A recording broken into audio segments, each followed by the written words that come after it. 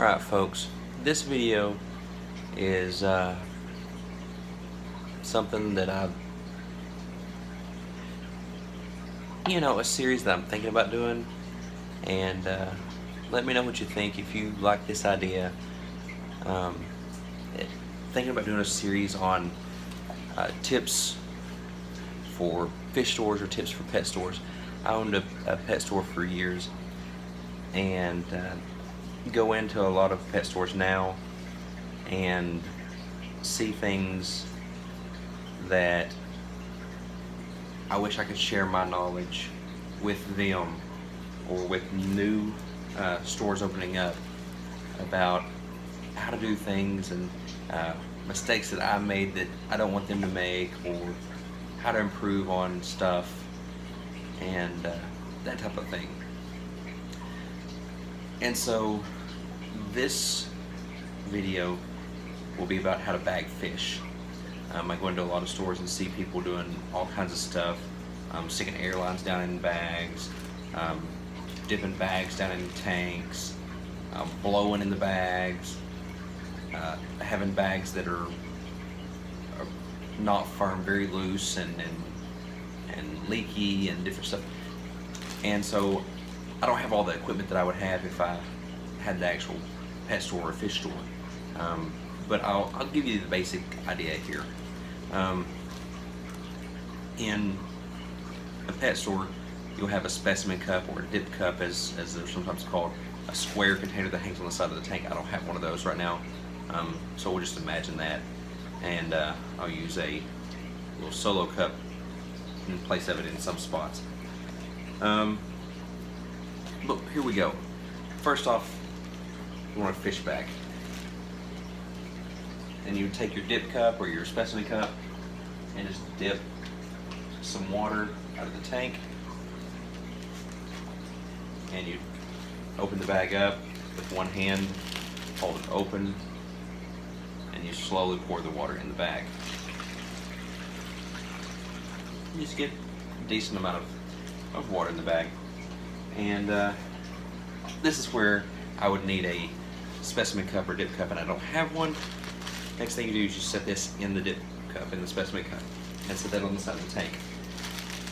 I usually would roll the top of the bag down just to my second knuckle, first or second knuckle there, and it helps it to hold the bag open. The specimen cup will hold the bag upright, so now you have an opening.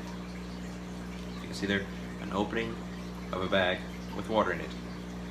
Dip your fish out, put it in the bag, and let's see if I can replicate this with my knee or something being the specimen cup. So your fish is down in the bag now. You unroll the top.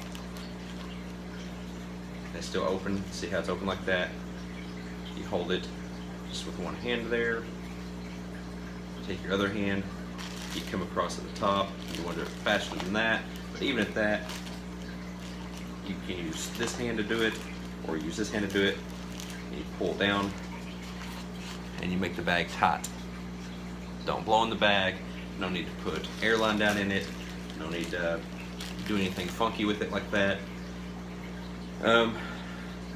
In the store that I had, we used a little tablet called Bag Buddies to help reduce stress and stuff on the bag, on the fish in the bag. You can use that if you like.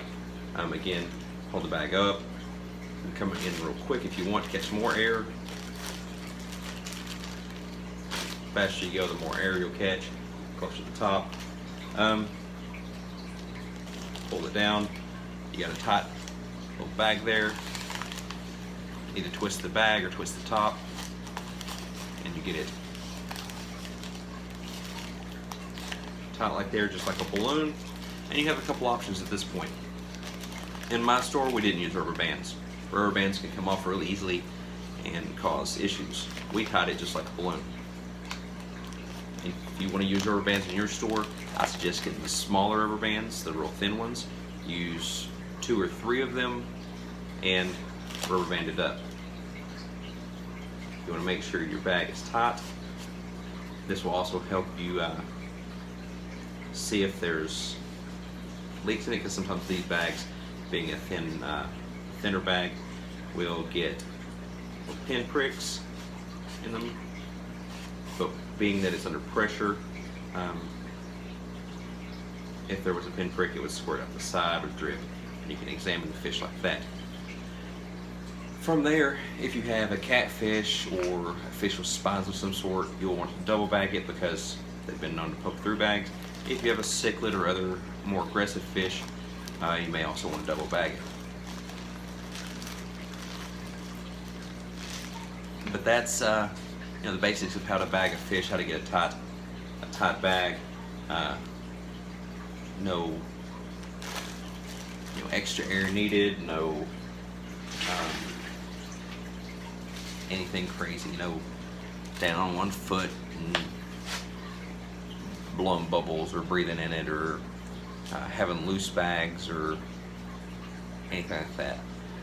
But yeah, let me know what you think, if I should do more of these videos of tips for a pet store, tips for opening a pet store.